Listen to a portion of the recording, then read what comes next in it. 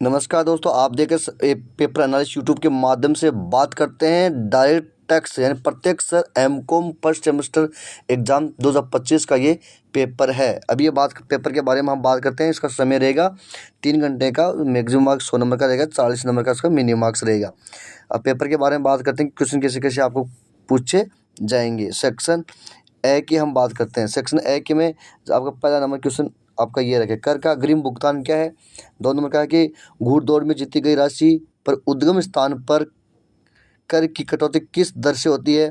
3 number question है कि एक करदाता से कर की वसूली के किन्हीं 2 तरीकों का उल्लंघन करना है। 4 नंबर के स्थानीय प्रत्याशी आप क्या समझते हैं।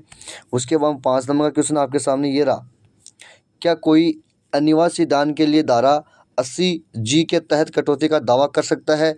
आयकर अधिनियम की धारा 115 BBC के अंतर्गत किसी ट्रस्ट द्वारा प्राप्त गुप्त दान पर लागू कर की दर क्या है।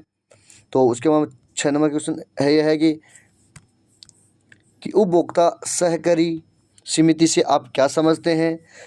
8 नंबर क्वेश्चन ये है कि बही खाते के पुस्तकें प्रलेख आदि नहीं रखने पर अधिकतम कितना आर्थिक दंड हो सकता है। उसके बाद 9 नंबर क्वेश्चन आपके सामने ये है 9 नंबर का कि निर्धारण अधिकारी के परिभाषा दीजिए। 10 नंबर क्वेश्चन आपके सामने ये रहा, कंपनियों के लिए आयकर अधिनियम के अंतर्गत लागू न्यूनतम वैकल्पिक कर की दर क्या है।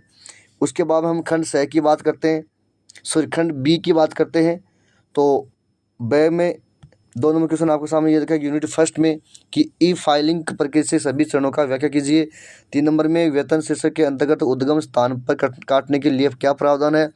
उसके बाद में यूनिट सेकंड की हम बात करते हैं। 4 नंबर क्वेश्चन, तो किसी प्रन्यास या संस्था की आय किन की शर्तों की पूर्ति होने पर आयकर से कर मुक्ति होती है, समझाइए। उसके बाद में उसमें अथवा को आपको देखने को मिलेगा स्थानीय प्रथा के कर निर्धारण संबंधी सभी पहलुओं की विस्तार से व्याख्या कीजिए। उसके बाद में यूनिट थर्ड की हम बात करते हैं।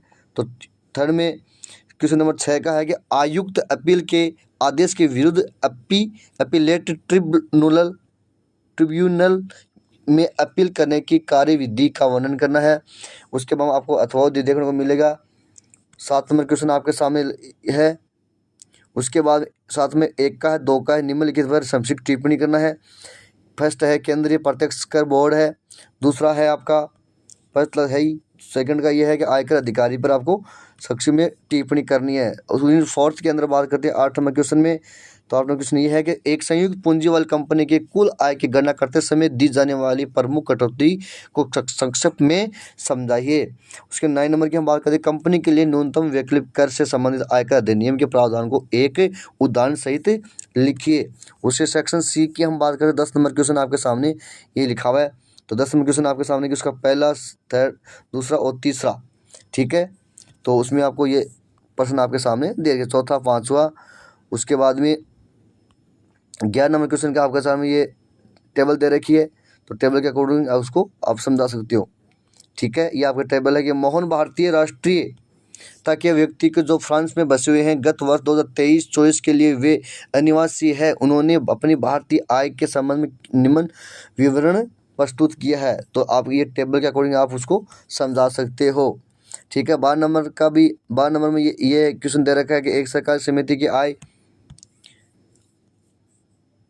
विवरण के संबंधित आंकड़ों से आप कर निर्धारण वर्ष 2024-25 के लिए पुरानी एवं नई कर दर योजना के अनुसार कर दायित्व ज्ञात कीजिए। तो आपको उसको ज्ञात करना है। टेबल आपके सामने दे रखी है। 13 नंबर में टेबल दे रखी है। उस हिसाब से आपको ये पेपर कंप्लीट हो चुका है। शेखावटी यूनिवर्सिटी का ये पेपर है, सभी यूनिवर्सिटी में काम आने वाला है ये पेपर है। सब्सक्राइब करें, लाइक करें, कमेंट्स करें। धन्यवाद, थैंक यू।